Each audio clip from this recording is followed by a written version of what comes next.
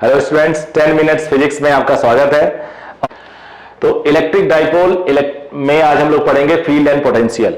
देखो कैसे axial point पे फील्ड हम लोग देखेंगे। पहले फील्ड देखते हैं फिर पोटेंशियल देखेंगे। एक्सियल पॉइंट मतलब सेम लाइन पे डाइपोल के बीच का लेंथ 12 ले लिया है।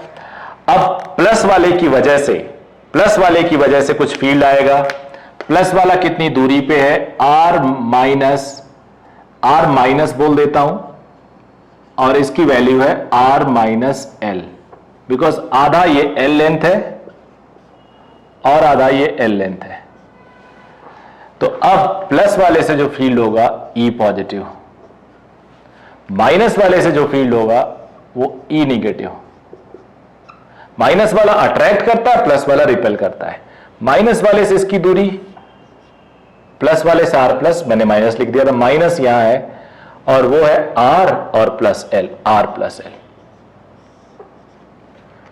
कलर जरा चेंज कर दे, थोड़ा ब्राइट आपको दिखे, because of plus repulsive, because of minus attractive.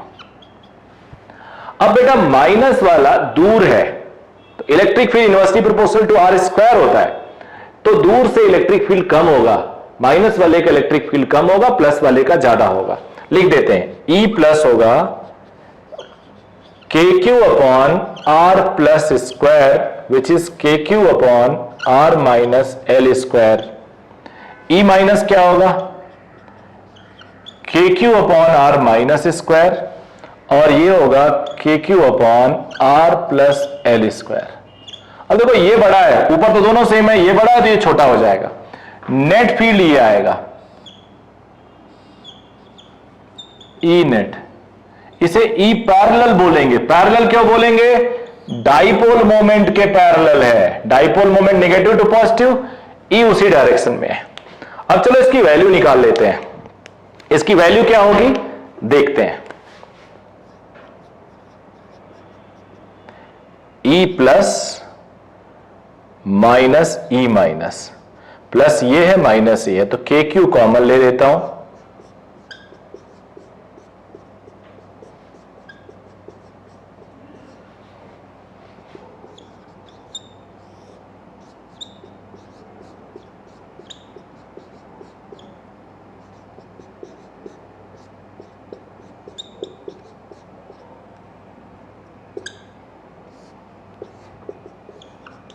Simple calculation है, ए minus b a plus B, A square minus B square, दोनों पे स्क्वायर था तो स्क्वायर हो गया। अब यहां भी ऊपर भी ए प्लस बी ए माइनस बी कर दो, ए स्क्वायर माइनस बी स्क्वायर, तो प्लस जब करेंगे तो 2r आएगा, माइनस जब करेंगे तो 2l आएगा।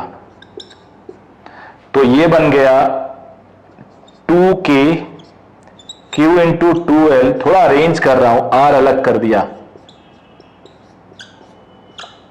देखो बेटा 4 था तो 2 एक यहां रख दिया, एक यहां रख दिया, r को अलग कर दिया, q इंटू 2l को पास में ला दिया, बिकॉज वहां से हमें मिलेगा, क्या मिलेगा, dipole moment 1/4 pi epsilon not 2pr upon r square minus l square का होल स्क्वायर। अब इसको अगर हम लोग ढंग से लिखें तो एक्सियल हो जाता है 2kp r upon R square minus L square का स्क्वायर। वेक्टर लिखना हो तो ऐसे लिख सकते हो। देखो जिधर P उधर इलेक्ट्रिक फील्ड। अब सुनो, जनरली डाइपोल छोटा होता है तो R बहुत बड़ा होगा एज कंपेयर टू L, तो R square minus L square हो जाएगा आर स्क्वायर, और तो नीचे आर स्क्वायर का स्क्वायर पावर 4, ऊपर एक R कैंसिल हो जाएगा, तो 2kp upon R cube, 2kp upon R cube, inversely proportional to R cube. अब आ जाते हैं बाइसेक्टर पे। बाइसेक्टर पे देखने के लिए इसको मैं यहां लिख दूं, बिकॉज यहां पे जरूरत पड़ेगी। ई नेट है ये। अब देखो बाइसेक्टर पे माइनस वाला अपनी तरफ फील्ड देगा, मान लो ये R1 है, प्लस वाला अपनी तरफ फील्ड देगा, मान लो ये भी R1, बिकॉज डिस्टेंस सेम होगा। ये L लेंथ है, ये L लेंथ है। प्लस वाला अपनी तरफ, माइनस वाला अपनी तरफ, सॉरी, प्लस वाला अपने से दूर, बट ध्यान से देखो तो मैग्नीट्यूड ऑफ चार्ज सेम है, डिस्टेंस भी सेम है, तो E प्लस का जो मैग्नीट्यूड होगा वो E माइनस के बराबर होगा और दोनों को मान लो E। तो अब अगर ये E है और इसको थीटा तुम मानते हो तो ये थीटा हो जाएगा, ये थीटा है तो ये भी थीटा, सिमेट्री है तो ये भी थीटा। अब ऊपर वाले का कंपोनेंट E cos थीटा और इसका एक vertical component E sin theta, ये कट गया। इसका एक कंपोनेंट E cos थीटा तो 2E cos थीटा हो जाएगा, एक component E sin theta, E sin theta cancel हो गया। नेट डाइपोल इलेक्ट्रिक फील्ड पीछे को आया और डाइपोल मोमेंट आगे को है, माइनस से प्लस, और ये फील्ड इधर को, यानी इलेक्ट्रिक फील्ड E नेट और डाइपोल में ऑपोजिट डायरेक्शन का डिफरेंस है। यहां लिख देता हूं, थोड़ा मुझे स्पेस को यूज करना पड़ेगा। R1 है R square plus L square to the power half, cos theta है base upon R1 L upon R1। अब E नेट क्या होगा, 2E cos थीटा। E किसका, एक चार्ज की वजह से, जिसे हम KQ बाई R1 स्क्वायर लिखेंगे और cos theta L by R1 होगा। तो ये हो गया 2KQ L upon R1 cube E net. थोड़ा इसको रीअरेंज करेंगे और यहां लिखते हैं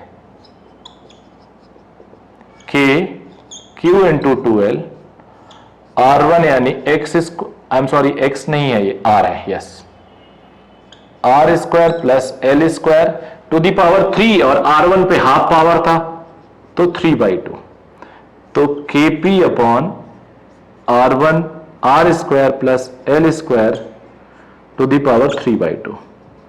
अगर वेक्टर लिखना हो तो माइनस साइन लगाना पड़ेगा, क्यों, क्योंकि इलेक्ट्रिक फील्ड इधर है, डाइपोल इधर है। अब आपको पता है since R is very very large as compare to L, तो E net minus KP upon L ignore कर दोगे, R square to the power 3/2 यानी R क्यूब, तो E inversely proportional to R cube आ गया। मैंने आपको अभी बताया, उसको समराइज कर दिया। एक्सियल लाइन पे 2KP अपॉन R क्यूब, अगर तुम स्मॉल l को भी कंसीडर कर रहे हो तो ऐसा, बाइसेक्टर पे ऑपोजिट डायरेक्शन में ऐसा। अब ना तो एक्सियल ना इक्वेटोरियल, किसी और पॉइंट पे अगर स्पेस में निकालना हो तो ऐसे केस में बहुत ही सिंपल सा मेथड मैं बता रहा हूं तुम्हें। आप लोग इस डाइपोल को जो P है इसको रिजॉल्व कर लो, एक अलोंग द लाइन कर लो और बोल देता हूं P parallel to the line, और एक हम लोग परपेंडिकुलर टू द लाइन कर लेते हैं, डिस्टेंस वही है। तो पैरेलल से इलेक्ट्रिक फील्ड सेम होगा, परपेंडिकुलर बाइसेक्टर से इसके ऑपोजिट डायरेक्शन में ऐसे, और रिजल्टेंट ये आएगा, दोनों 90 डिग्री पे हैं, E नेट ये आएगा। मान लो ये अल्फा डिग्री बना रहा है डाइपोल ये R वाली लाइन से, तो E नेट हो जाएगा, दो वेक्टर 90 डिग्री पे हैं, E पर parallel square, E perpendicular square. तो जो कॉमन चीजें हैं KP upon R cube, KP upon R cube दोनों में है, वो बाहर कर सकते हैं हम लोग, बट यहां पे P का पंगा है, 2KP पैरेलल है square upon R cube, 2KP parallel upon R cube का square, KP perpendicular upon R cube का square. K by R cube तो निकाल ही लेते हैं, स्क्वायर है रूट में बाहर आ जाएगा, इतना होगा। 4P पैरेलल है P cos theta, P perpendicular है P sin थीटा, तो बेटा P sin square cos square 1 हो जाएगा, तो एक cos स्क्वायर निकल के 1 बन जाएगा और 3 cos स्क्वायर बचेगा, P स्क्वायर बाहर करके P हो जाएगा और ये 1 प्लस 3 cos स्क्वायर थीटा हो जाएगा। अब आगे आ जाते हैं, ये tan अल्फा कितना होगा, tan अल्फा वेक्टर में पता है ये बेस है और ये परपेंडिकुलर है, तो E perpendicular upon E parallel, alpha tan alpha perpendicular upon base. अब E परपेंडिकुलर है KP बाई R क्यूब और ये 2KP बाई R क्यूब, तो ये हो जाएगा P perpendicular upon 2P parallel. Because P की जगह P पैरेलल हम लिख रहे हैं। अब P परपेंडिकुलर है P साइन थीटा और ये P कॉस थीटा है, तो ये बन गया बेटा tan theta upon 2। tan alpha क्या बन गया? tan theta upon 2। तो यहां से कोई अगर तुमसे पूछे व्हाट इज अल्फा, तो बता सकते हो tan inverse tan theta by 2। अगर कोई तुमसे पूछे ई नेट डाइपोल से कितना एंगल बना रहा है, तो थीटा प्लस अल्फा। कितना एंगल बना रहा है? Theta plus alpha. अब आ जाते हैं इलेक्ट्रिक पोटेंशियल। इलेक्ट्रिक पोटेंशियल बेटा एक्सियल लाइन पे कुछ निकलेगा, इक्वेटोरियल लाइन पे शायद नहीं निकलेगा, देखते हैं। एक्सियल लाइन पे प्लस की वजह से और माइनस की वजह से। अब तुम्हें पता है पोटेंशियल स्केलर होता है, तो साइन के साथ सिंपल प्लस वाला r माइनस एल डिस्टेंस दूर है, माइनस वाला r प्लस एल डिस्टेंस दूर है, तो के क्यू कॉमन ले लो, LCM a minus b a plus b r square minus L square हो जाएगा। इधर r प्लस एल माइनस एक ऑलरेडी है, r प्लस एल हो जाएगा, ये r गया और ये आ जाएगा K Q into 2l upon R square minus L square. Q into 2l बन जाएगा p, तो पोटेंशियल हो गया K P upon R square minus L square. अगर l को छोटा मानो तो ये आर स्क्वायर बन गया, ये पोटेंशियल आया। इक्वेटोरियल पे देखते हैं। इक्वेटोरियल पे आपको पता है जितना प्लस की दूरी है, मान लो r1, उतना ही माइनस की दूरी है, ये प्लस की जितनी दूरी उतनी माइनस की दूरी है, तो potential because of plus plus potential because of minus के क्यू बाई r1 और के क्यू बाई r1 जीरो आ जाएगा, एक माइनस है एक प्लस है, तो इक्वेटोरियल पे जीरो। अब बस एक छोटी सी और बात बता दूं, एक्सियल पे आपने at any point in space electric field निकाला, अब यहां पे पोटेंशियल भी निकाला जा सकता है कि अगर तुमसे पूछे at any point in space potential बताओ, तो तुम्हें पता है पोटेंशियल इक्वेटोरियल वाले कंपोनेंट की वजह से नहीं होगा, क्योंकि इक्वेटोरियल वाले कंपोनेंट की वजह से पोटेंशियल जीरो आता है, पोटेंशियल जीरो आता है। तो पैरेलल वाले कंपोनेंट से आएगा, तो यहां पे अगर कोई पूछे तो के पी पैरेलल, और फॉर्मूला होता है K P upon R square. P parallel है P cos theta, P parallel है P cos theta, P perpendicular है पी साइन थीटा। देखो थीटा की तरफ कॉस थीटा, दूसरी तरफ साइन थीटा। मैंने देखो P perpendicular P sine theta लिख दिया, P parallel P cos theta लिख दिया, तो P cos theta upon R cube ये हो गया पोटेंशियल। एक बार फिर से, टाइम तो बीत गया है 10 मिनट, लेकिन फिर से इसका यूज करते हुए एक्सियल पॉइंट या इक्वेटोरियल ना होते हुए कोई तीसरा पॉइंट ले लिया, स्पेस में कोई भी हो सकता है, जो डाइपोल से थीटा बना रहा है, तो डाइपोल को रिजॉल्व कर दिया। लाइन वाली डायरेक्शन में पी कॉस थीटा, दूसरी डायरेक्शन में पी साइन थीटा, दूसरी डायरेक्शन परपेंडिकुलर बाइसेक्टर होगी, तो लाइन वाला फील्ड देगा पैरेलल, और पैरेलल का फील्ड होता है 2kp upon R cube, P की जगह पे पी पैरेलल। परपेंडिकुलर का फील्ड होता है kp upon R cube, P की जगह पे पी परपेंडिकुलर।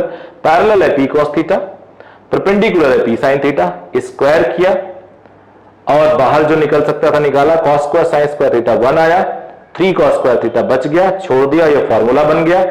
अब नेट इलेक्ट्रिक फील्ड इस लाइन से, आर वाली लाइन से कितना एंगल बना रहा है? अल्फा बना रहा है। tan अल्फा क्या होगा? ये वाला परपेंडिकुलर है अपॉन बेस पैरेलल, परपेंडिकुलर की वैल्यूज रख ली, ये वाला अपॉन ये, tan थीटा बाई 2 आया, alpha is tan inverse tan theta by 2। Dipole से कितना एंगल बना रहा है? थीटा प्लस अल्फा, थीटा को थीटा रखना, अल्फा को इतना बड़ा लिख देना, आ गया आंसर। इलेक्ट्रिक पोटेंशियल निकाल लिया, पोटेंशियल स्केलर क्वांटिटी होती, सीधे के क्यू अपॉन आर। थोड़ा सॉल्व किया तो एक्सियल लाइन पे तो पोटेंशियल मिला KP by R cube, inversely proportional to R square आ रहा है, एक चार्ज का आर होता था। इक्वेटोरियल लाइन पे पोटेंशियल नहीं आया, जीरो आया, तो यहां भी हमने पोटेंशियल देखा, दो पार्ट हमने कंपोनेंट में ब्रेक किए थे, एक की वजह से पोटेंशियल मिला, दूसरी की वजह से पोटेंशियल नहीं मिला। तो आई होप ये पूरा का पूरा कॉन्सेप्ट आपको एक बार रिवाइज हो गया होगा, कॉन्सेप्ट अब क्लियर हो जाएगा। आई होप अब इसके बाद भी आप इसको फॉलो करते रहना। Thank you very much.